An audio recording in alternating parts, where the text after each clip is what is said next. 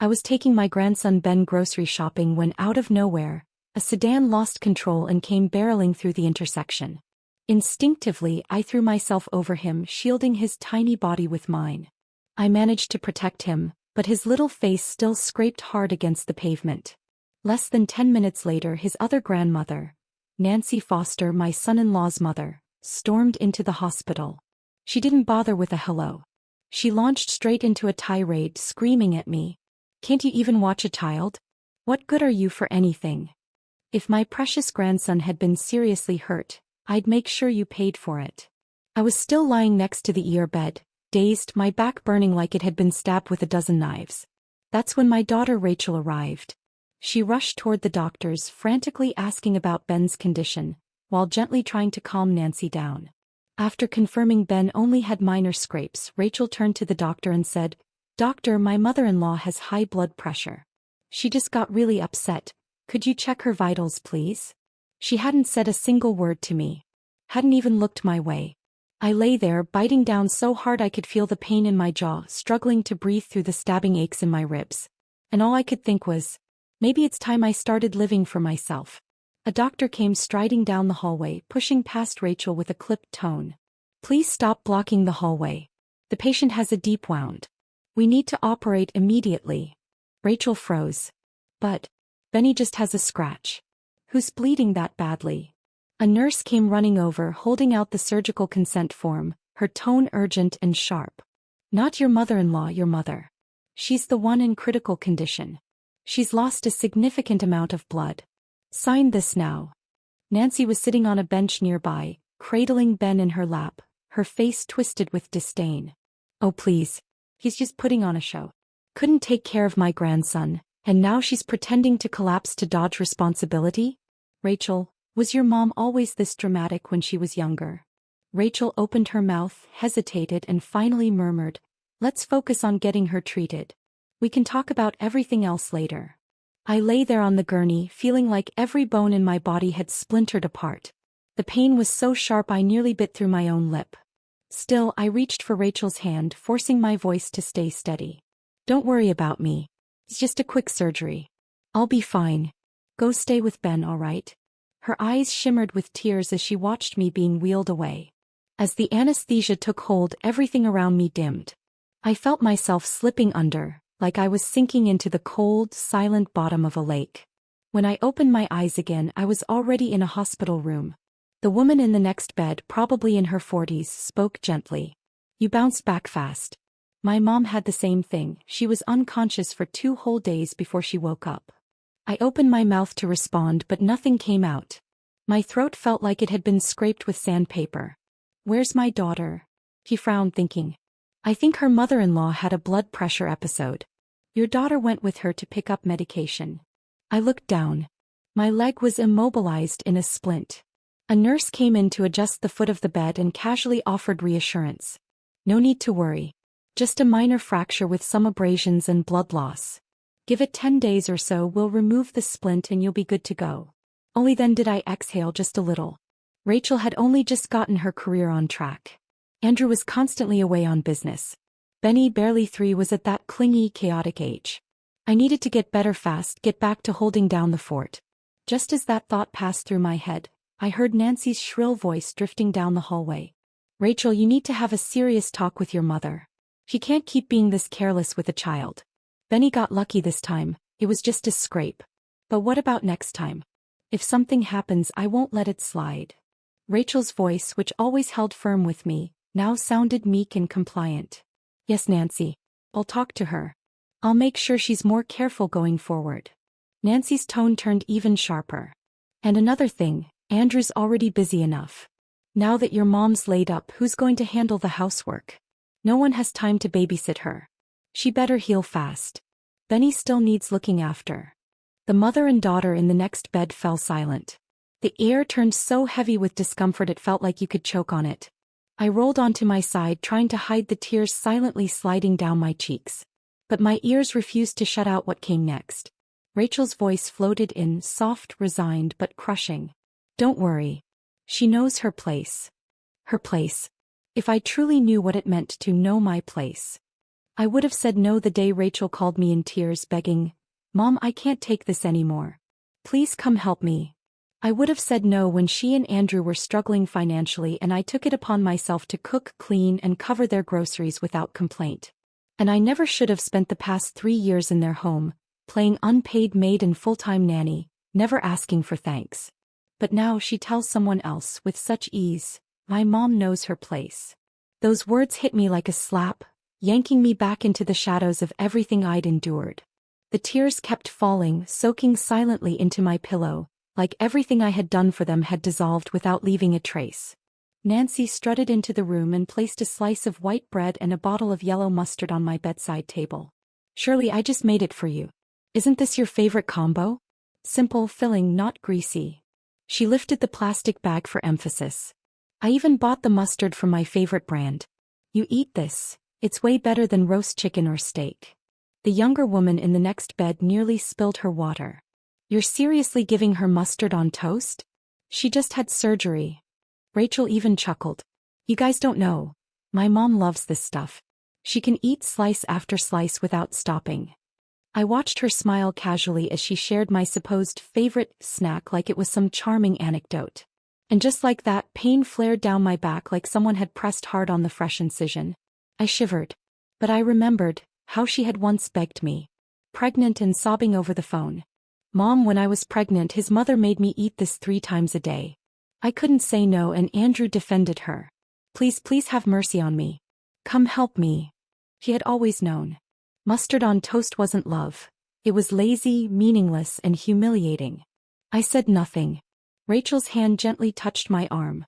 "Mom, you don't like it?" Her eyes pleaded with me. "Don't cause trouble."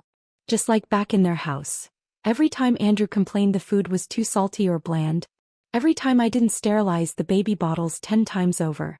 Every time Benny cried because I let him play too long in the playpen. She'd give me that same look. Yielding, apologetic, silently begging me not to ruin the peace. But this time I couldn't do it. Not anymore. My voice was hoarse but steady. "Rachel, someone who's just had surgery shouldn't be eating anything spicy or harsh. And white bread with mustard has 0 nutritional value." She opened her mouth to respond, but her expression shifted from guilt to thinly veiled irritation and embarrassment. Nancy let out a sharp, mocking laugh. "Unbelievable. You nearly got my grandson killed and now you've got the nerve to act like you're some kind of hero? Don't forget, Benny is my grandson too.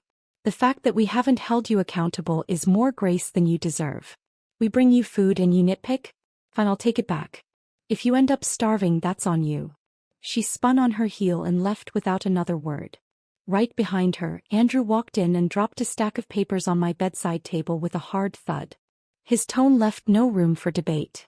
"Anna, these are the hospital bills we've covered so far. 8,700. Make sure you pay me back. I've already told the nurse that from now on, all expenses go to you directly. I mean, I assume you wouldn't want people thinking you're leeching off your son-in-law, right?" I couldn't speak to begin with, but now my chest tightened so hard I couldn't breathe. I stared at him as he walked out, my vision swimming, breath hitching in my throat. Rachel watched them go, something frantic flickering in her eyes. "Are you happy now, Mom? You get in a car accident while babysitting and I'm the one who has to live with the shame in Andrew's family. You pissed off my husband and now his mom stormed off too. Can you, for once, just think about how this affects me?" I tried to respond, but a violent cough tore out of me before I could get a word in. The pain from my stitched-up back flared so intensely it sent sweat beading across my forehead. The girl in the next bed rushed over, holding out a glass of water. "Ma'am, stop. She just had surgery. Do you want her stitches to tear open?" I took the glass in trembling hands and swallowed a careful sip, forcing the tightness in my chest back down. Then I looked straight at Rachel. My voice shook, but my words were clear. "Rachel, you're always asking me to think about you. But have you ever, just once, thought about me? I could have lived a peaceful, quiet retirement. Who asked me to uproot my life and move here, away from everyone I knew? Andrew's shirts had to be hand-washed. Benny's clothes needed special detergent. You like spicy, he doesn't. The kid needed his own damn toddler meals. Every day I dropped him off and picked him up, cleaned your house, did your laundry, cooked every meal, and never once got to sit down with a hot cup of tea. Do you know why I took Benny grocery shopping this morning?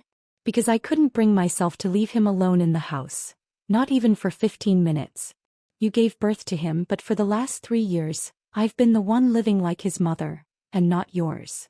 Rachel rubbed her temples, her frustration bubbling to the surface. Okay, I get it, you're tired. But I'm stuck in the middle, Mom. Can't you see that?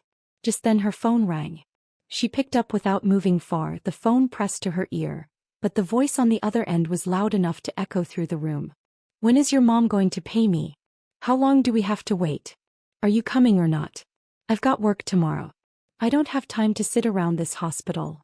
Rachel turned her back quickly, whispering, I'm transferring it now, don't worry. I'm on my way. Are you in the parking lot? She hung up with a sigh and shoved her phone in her pocket.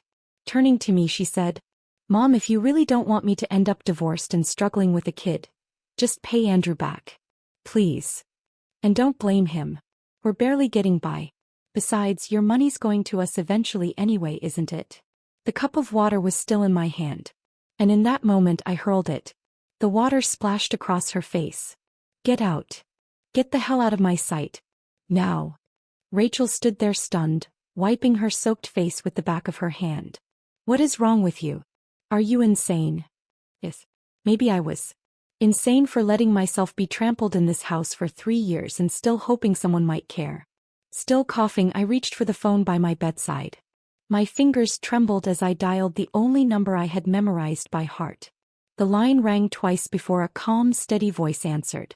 Edward. It's me. Come get me. Take me home. I should have listened when you warned me not to stay at Rachel's. I didn't. No. I regret it. Rachel's eyes went wide. She lunged forward to grab my phone. Mom. This is your home. If you leave, what happens to Benny? In the scuffle, I accidentally hit the speaker button. Edward's voice rang out loud and clear through the room. Rachel Foster. You ran off to marry that man, swearing you'd never come crawling back to us. Do you have any idea how proud your mother was? For her to say she regrets it. What the hell did you do to make her give up even her last shred of dignity? Early the next morning, my husband Edward called to confirm that he and our nephew Jason would be coming to pick me up at sunrise. The moment I hung up, a wave of hunger I had stubbornly refused to acknowledge, masked beneath all the emotional turmoil, finally made itself known, growling loudly in my stomach. The young woman in the next bed heard it and chuckled. She offered to run out with her mother to get me something to eat. Once they left, the room fell silent, and all I could hear was the steady beat of my own heart. Suddenly, the curtain around my bed was yanked shut and Rachel dropped to her knees beside me. Mom, you know my job's unstable and I barely make enough to scrape by. Andrew earns more, sure, but his mom's health is bad. Half of what he makes goes into her medication and living expenses. Her eyes reddened. If you leave, what about Benny? What about me? How can you stand to watch me, a woman, try to hold this family together all alone in a city where I have no one? How could I bear it? Of course I couldn't. It was precisely because I couldn't that I ended up here. I slowly turned my head, avoiding her gaze. My voice was low but resolute. Rachel, if you still consider me your mother, if there's even a sliver of love left in you, go home and start packing up my things. When your father arrives tomorrow, I'm leaving with him. I paused for a breath, then added even more calmly. Maybe one day when my back heals and I lose my mind again, I'll come back and play your servant. But right now I just want to go home. Your father and I have been together for over 30 years. This is the first time we've spent so long apart, because of you. Rachel stood frozen, her tears suspended on her cheeks like they'd been stunned into stillness by my words. You're really leaving, even after I begged you like this? She muttered. You call yourself a mother? You'd leave me to drown alone. I clenched my jaw and stared at her. This child I had protected and cherished every day of her life. You're a mother now too. And you want to ask if I'm worthy? Ask yourself, are you? For 3 years who stayed up all night with your son? Who used their retirement to support your whole household?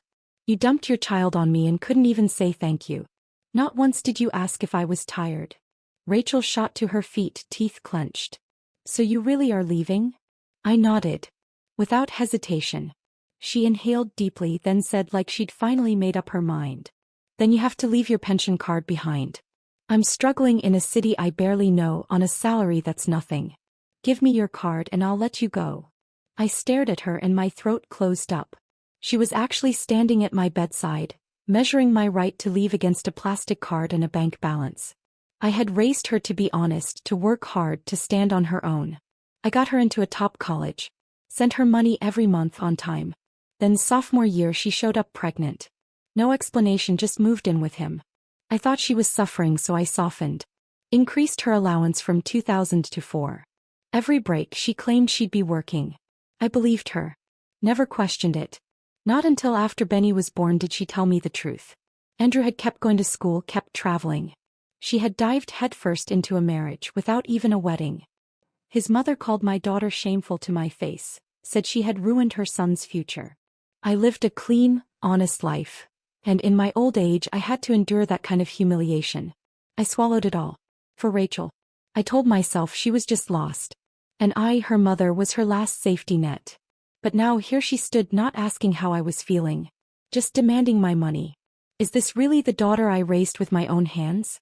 I opened my mouth, but before I could say anything she said coldly, "If you won't agree, then I'll discharge you tomorrow. I'll hide your phone and let's see how Dad's going to take you home." That's who she was. Bold only when it came to threatening me. I said nothing. Just nodded and handed her the pension card. Rachel lit up like she'd hit the jackpot. "Mom, I knew you'd come through for me. So, I'm only a good mother if I give her money?" Rachel was a fool. Did she not know a pension is tied to the person, not the card?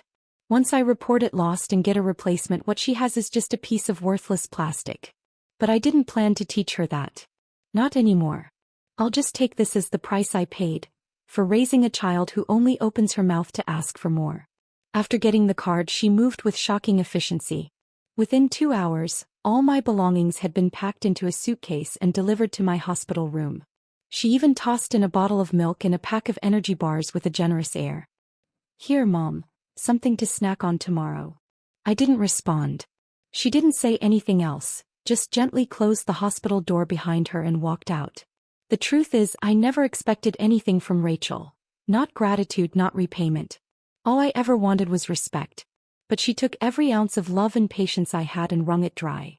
For the rest of my life I'll live only for myself.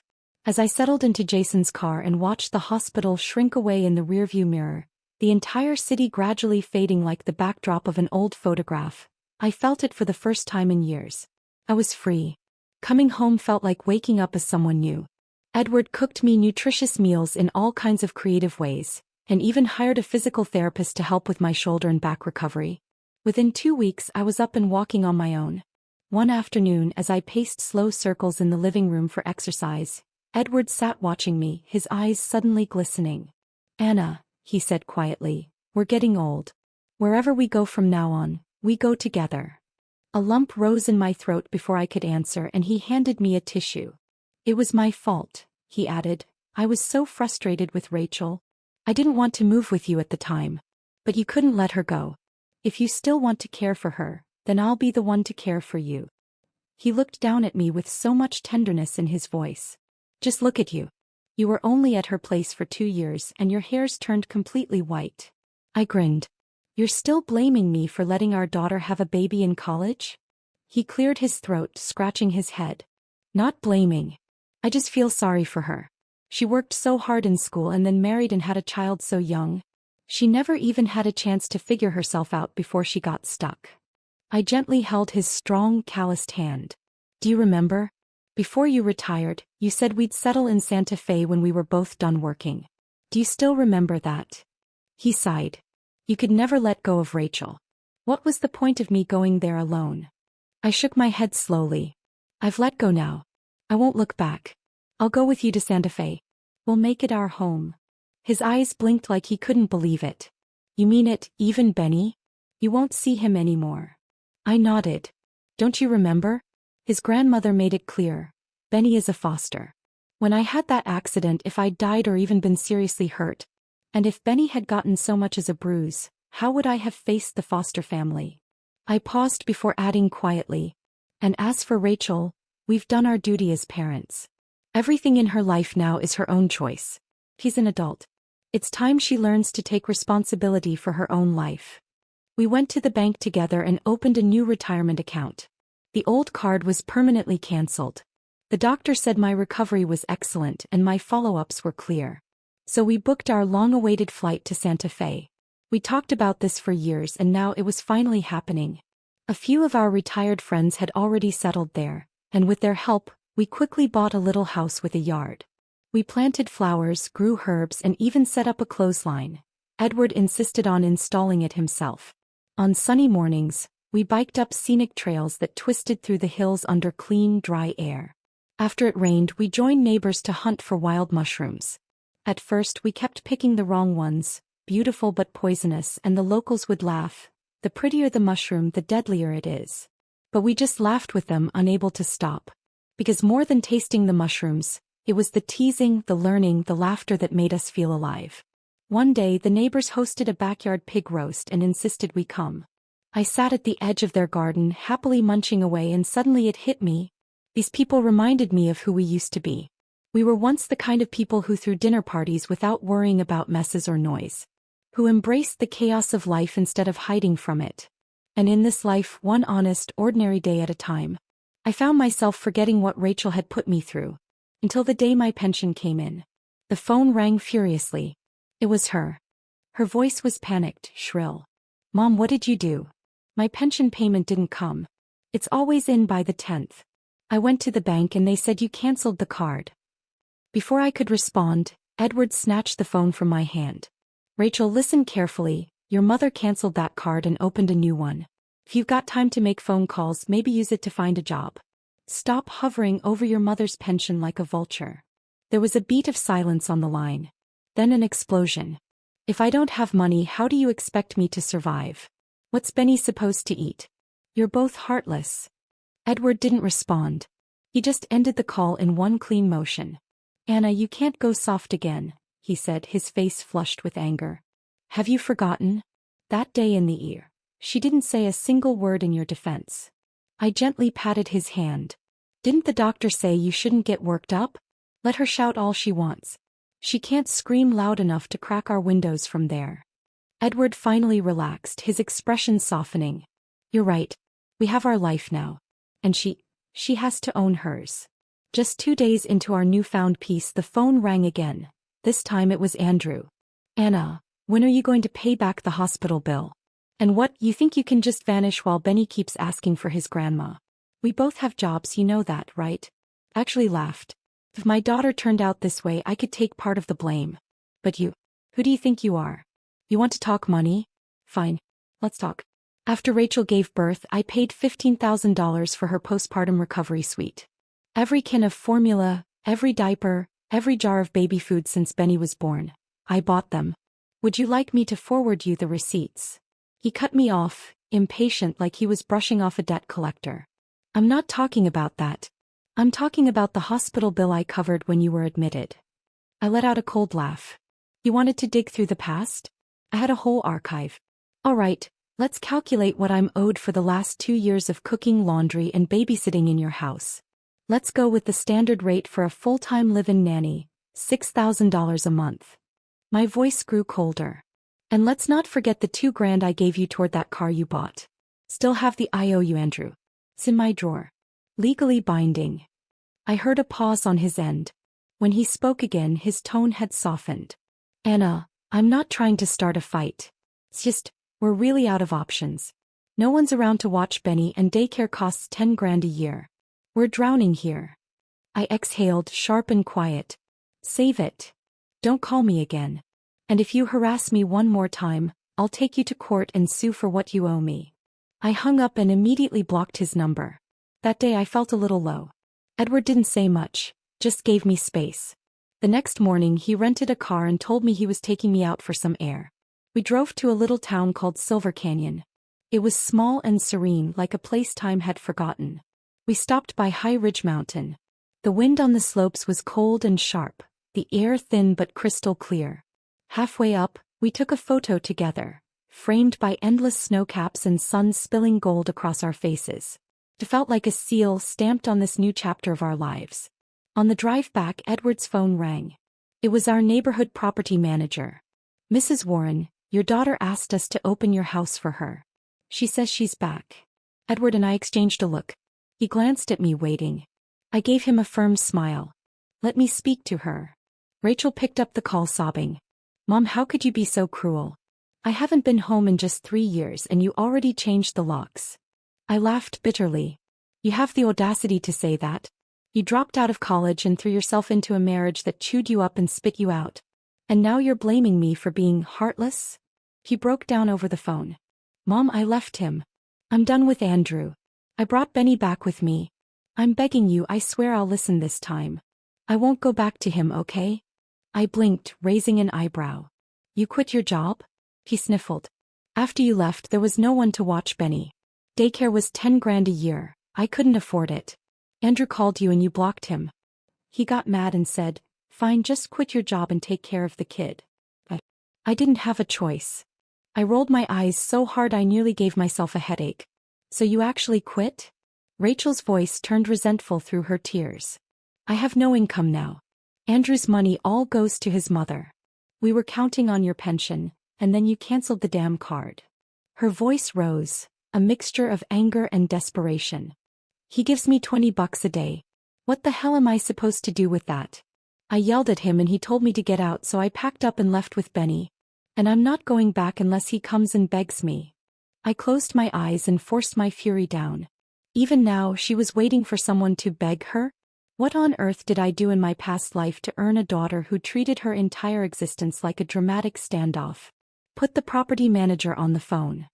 There was a pause, then the weary voice of the building manager came on. Ms. Warren, how do you want us to handle this? My tone was firm, every word like a nail into the floor. Do not open the door. That house is under my and Edward's names. We're not home and no one, is authorized to enter without us. Not even my own daughter. I knew Rachel far too well. Give her 5 minutes and a sweet word from Andrew, and she'd be handing over power of attorney or subletting our home behind our backs. We'd be the ones left holding the bag. I've learned this the hard way. Some children don't turn out this way because you didn't teach them. They turn out this way because they never wanted to learn. I thought the drama had finally blown over. But just a few days later, Rachel's video on TikTok went viral. The footage was set inside a dim, mold-stained house with peeling paint and broken furniture. Laid over the video were photos of Edward and me hiking just days earlier, smiling under mountain sunlight. Caption read, "While my parents vacation, my child and I spend the poorest Christmas in a rotting house." The comments section exploded. 2 days prior, a girl at the local craft market had posted a video of us, Edward and I, sitting at our little booth, making beaded bracelets for tourists. She'd captioned it, "The sweetest retired couple weaving bracelets and stories. Free chats. Real-life goals." People quickly made the connection. Isn't that the same Granny Warren from the bracelet video? Her daughter says they're homeless. That's when the judgment started flooding in. How can parents be so heartless? Their daughter's struggling with a kid in a dump, and they're off living their best life. Rachel had caught onto the algorithm. She posted again, this time on camera, voice trembling. "I never finished college. My parents forced me into marriage. And then, they abandoned me." It lit the comment section on fire. Classic narcissistic parents. This isn't love, it's control. Looks like they care more about appearances than people. And then Andrew jumped into the circus. He uploaded a photo of my hospital bill, my name clearly printed at the top. His caption read, "They took all the money, but I was the one who paid for her treatment. We're barely surviving. If our marriage fails, it's because of what they did to us." Edward and I stood outside the train station, each of us rolling a suitcase behind us. The cold bit into our skin, but our hearts felt strangely light. He looked at me, half smiling. "Well, look at them, back to fighting side by side. If nothing else, they finally found common ground." We exchanged a look and laughed. It was a tired kind of laugh. Bitter. But free. Turns out all that talk about the ties of family, it only binds the people who still care. And we didn't. Not anymore. So we turned off our phone notifications, packed our bags, and caught the next train to Jackson Hole. The mountains were majestic, the snowed-in nights peaceful. Edward and I hiked, laughed, and acted like teenagers for a few days, until New Year's Eve when we finally made our way back home. We stepped out of the taxi just as the driver pulled away. I reached for the house key, and then froze. A sharp voice was screeching from inside our house. Edward's jaw tightened. He whipped out his phone and called the property manager. Before we even got a reply, the front door swung open. And there she was, Amanda, Andrew's mother, wearing my down coat, dragging a trash bag in one hand, muttering venom under her breath. That spoiled little brat keeps whining about how hard it is. Oh, it's exhausting to raise a kid. Funny how her legs weren't tired when she was skipping class to mess around. Just wait till I crack open that safe and find whatever her mom's stashed away. I'm done being the fool in this family. Edward's face turned crimson. His voice was low but furious. Thieves in the family. That's the worst kind. He didn't wait for backup. He shoved the door open. And what we saw inside was no longer our home. Andrew was sprawled across the living room couch, playing video games like a man who didn't give a damn. Rachel sat at the dining table feeding Benny. But the thing that made my blood pressure spike was the silk scarf around Benny's neck. It was my silk scarf. The one Edward gave me for our 30th wedding anniversary. I stormed across the room and yanked it off. Benny screamed in terror. Rachel looked up at me with a glance so flat it was nearly blank. Well, she said, tone barely above a murmur. Look who finally decided to come home. Andrew didn't even pause his game before tossing his controller aside. House is comfy, thanks. Now about that hospital bill you owe me. I looked around, and I swear, it felt like someone was carving out my heart inch by inch. Our wool rug in the living room, stained with greasy footprints. The coat closet in shambles, my carefully folded clothes being used as doormats. My wedding ring, now on Rachel's finger. Edward's gold watch, gleaming on Andrew's wrist. I charged into the master bedroom and flung open the wardrobe. The place had been ransacked. My jewelry box, empty. The gold necklace, the bracelets, gone. Andrew noticed my silence and gave Rachel a shove. She's not talking to me. You go ask if she's paying up. Rachel walked over a few steps and dumped Benny into my arms. You haven't seen Benny in a while. Don't you want to hold him? Benny screamed, flailing. Mommy. I want Mommy. I don't want the old witch. My jaw clenched so tight it hurt. A 3-year-old doesn't come up with the word witch on his own. I stared straight into his teary eyes. Benny, who told you I was a witch? He sobbed, trembling, unable to answer. And then Amanda walked in, marching up the stairs, clutching Benny to her chest like a prize. I said it, she barked. You owe my son money and you're out gallivanting like some shameful old hag. What are you if not a witch? She glared at me, no shame, no restraint. I was shaking. Literally shaking. Edward didn't wait another second. He pulled out his phone and called 911. Hello, yes. I need to report a break-in. My wife and I just returned after being away for a few weeks. And our home has been entered illegally. Clothes are missing, jewelry is gone. And there are people inside. Right now. Yes, the suspects are still here. Please send someone immediately. Andrew bolted upright and charged toward Edward, trying to grab the phone. What the hell are you doing calling the cops? Are you nuts? Just then, security from the Homeowners Association arrived. 2 6-foot guards tackled Andrew, twisting his arms behind his back as he screamed. Shit. That hurts. Let go, man. Rachel panicked. She grabbed my arm. Mom. Stop. I brought them here, okay? But you locked us out. I didn't know what else to do, so I changed the locks. Are you seriously calling the police? It's New Year's week. The community manager walked in behind them, wide-eyed. Wait, you're her mom? She told us she was living in an abandoned unit with her kid. Said she had no place to go. Rachel went pale. I don't know what you're talking about. He snorted. Ma'am, you should know, she's been live streaming every day. Crying, saying you and your husband threw her out, took all her wedding money and went on vacation. People have been donating like crazy. My fingers trembled as I opened the TikTok app one hadn't touched in weeks. Her face was all over it. Rachel crying in the dark, calling us heartless parents. Lying. Over and over. Just like that, my tears dried. I lifted my hand and slapped her across the face. You disgrace. She stared at me, no remorse, no shame. All this because you wanted to keep your precious pension card? You chose traveling over your grandson. Edward stepped forward, his voice cracking as he shielded me with his arm and grabbed the broom by the door. He slammed it down at Rachel's feet. You think your mother's life belongs to you? That just because she loves you she owes you her retirement? owes you free childcare, a roof over your lazy husband's head. His voice broke. Where was all this fire when he humiliated you? When his mother treated you like dirt? The only reason you ever dared this is because your mother loved you too damn much. I stood in the wreckage of what used to be our home. The rug, the scarf, the gold watch, turned into trophies for people who saw our love as a weakness to exploit. I said cold as steel, Rachel, if I'd known you'd turn into this, I would have chosen not to be a mother at all. Amanda spat from the doorway. Fine. Believe. But you better pay what you owe.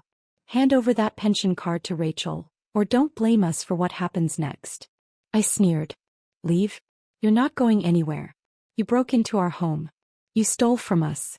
You'll be explaining yourselves to the police. The cops finally arrived. Amanda and Andrew were both cuffed and escorted to the cruiser. Even in handcuffs, Andrew was yelling, "We're the victims. This is a setup. They're framing us." I whispered silently to myself, "Wait until you see the lawsuit and the evidence list. Let's see how loud you'll be in court." Once everything was said and done, Edward and I couldn't bear to sleep in what was left of our home. So that night we checked into a small hotel just a few blocks away. Exhausted. Heartbroken. But finally done. The next morning, we hired a professional cleaning crew to disinfect and restore the house. At the same time, we submitted a full inventory of losses to the police. Rachel sat on the couch holding Benny, blank-eyed and silent. "Mom," she finally spoke, her voice small. "You really had Andrew and his mom arrested? It's 5 days till New Year's. Everyone else is cooking and decorating, and we're like this. What am I supposed to tell people? That I brought them here, gave them keys, and now they're in jail? If anyone's to blame, it's me. Why didn't you just have me arrested too?" I looked up, my tone level. "You really believe that?" She nodded slowly. "Good," I said. "Because that's exactly what Andrew and Amanda told the cops. That you orchestrated the whole thing. The only reason you're not in a cell is because we asked them to spare Benny. But since you're so eager to go, I'll take you there myself." Her face turned ghost white. "You're kidding. It's not that serious, right?" I didn't respond. I just stared at her. And for the first time she seemed to realize. She had gone too far. Maybe it was years of Edward and me spoiling her that made her believe our love came without boundaries. That no matter what she took, no matter what she said or did, we would always cave. But this time I was done. I opened my phone and uploaded the video we recorded the day we walked back into our ransacked home. "Hi everyone. I'm Anna Brooks. You might have seen some videos online that painted me as a heartless mother. One who left her daughter and grandson in a cold, broken house while she went off to enjoy life. Today I want to set the record straight." My voice was calm, but every word landed like a hammer. My husband and I gave everything to our daughter. From the day she was born, we worked and saved to put her through college. We never asked for anything in return, just hoped she would build a good life of her own. But in her sophomore year, she vanished for months. When we finally found her, she had already given birth in her boyfriend's house. No warning. No explanation. Just tears and a desperate plea for us to come help. I paused, emotion thickening my voice. Since then we've paid for everything: diapers, formula, health insurance. Even after childbirth, I hired a postpartum caregiver for her at my own expense. I cooked, cleaned, and raised her child like a full-time nanny. I never complained. Her husband liked to say, "Families should support each other." But the only ones doing the supporting were us. I swallowed hard and kept going. Then one morning I took my grandson out to buy groceries. On the way, a car lost control and hit us. I used my body to shield him. I got injured. And yet, lying in that hospital bed, the first thing I heard wasn't concern. It was blame. "Can't even watch a child properly?" They demanded I repay the medical bills while the doctor was still treating me. "You've got your pension, don't you?" they said. I stared straight into the camera. That was the moment I decided. I was done living for anyone else. I went home. I recovered. Slowly I started to feel like myself again. But she couldn't let us be. He posted lies online to win sympathy. Took donations from strangers by pretending she was abandoned. And then she broke into our home, brought her husband and mother-in-law. They wore our clothes, stole our jewelry, even called me a witch. My voice dropped, firm and final. This time I won't stay silent. And I want to make something crystal clear. As of today, Edward Brooks and I no longer recognize Rachel as our daughter.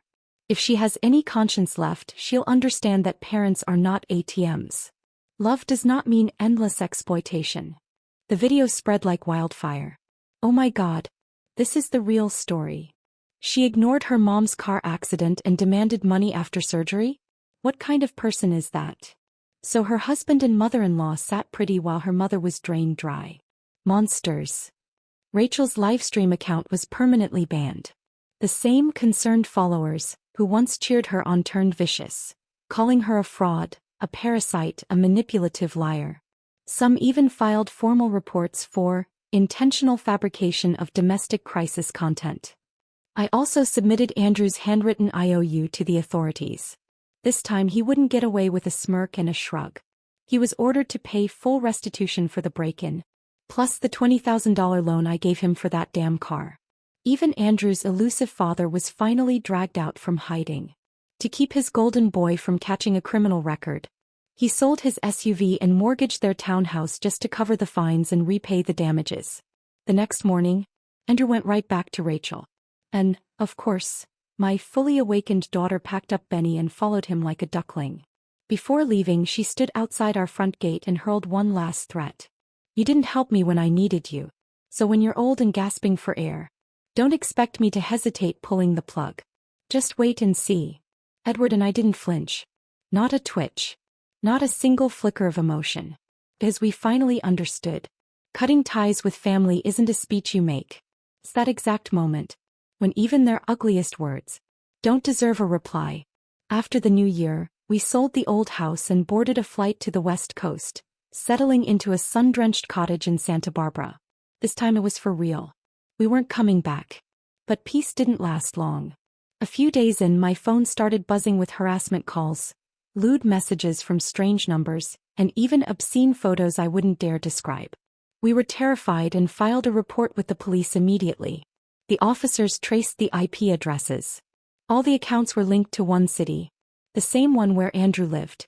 And just as we expected, a direct message popped up in my inbox. From him. Feel the heat, old hag? You think you can hide? I'll make sure there's no corner of America safe for you. I didn't flinch. Instead, I gathered every screenshot, every voicemail, and every filthy image. Printed them. Bound them. Mailed the whole package to HR at Andrew's workplace. He was so proud of his ironclad government job. So I took a hammer to it. I even found their department's anonymous reporting email and resent the whole file. Police report number, evidence reference, all attached. Not 2 days later, we received confirmation. Andrew had been terminated for inappropriate conduct and distribution of illicit content. His employer was filing a civil claim against him under their institutional name. Edward and I were sipping coffee on the deck of our coastal rental when we read that reply. The sea breeze on our skin. Sun warming our shoulders. Justice in our hands.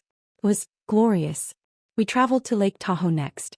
Spent our mornings watching fog roll across the water. Our evenings feeding seagulls as they skimmed the lake's surface like ballet dancers.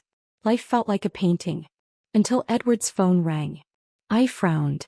Didn't you block them? He glanced down, then put it on speaker. The lake was calm, glassy. But from the phone came Rachel's panicked, cracked voice, nearly screaming. Mom. Andrew got fired, my mother-in-law's had a stroke, we've lost the house, the car, everything. Are you really going to just watch us fall apart? Neither of us said a word. Silence did the talking. We didn't call back. We didn't respond. After we hung up, I understood something I hadn't before.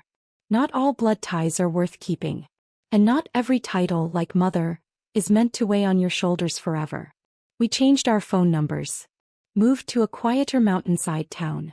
Our neighbors were mostly retired folks, people who appreciated stillness, who didn't demand dinners or shame you for moving slowly. That spring, the community hosted a senior tea circle. The host asked us each to write a blessing to our future selves. Mine was, may you finally learn not to lose yourself for the sake of someone else. Edward looked over and smiled. Is that what you'd say to yourself? I nodded, then shook my head. No, not just for me. For every woman who's been trapped for too long by the title mother. He asked, so, are you free now? I smiled. I am. Deeply, completely free. We never spoke of Rachel again. When you spend a lifetime centering others, you eventually forget where you are in the story. But even if it comes late, it's still worth it. The time we have left now belongs to us. To Edward. To the sun. To the lake. To the forest. And to the version of me who survived the storm. Because the bravest decision I ever made wasn't to forgive or to wait. It was to never bow for anyone again. That's the end of our story. Thank you for listening. I'm Anna. And this is the truth it took me 60 years to earn. If you've ever cried yourself to sleep, I hope tomorrow, you begin living for you.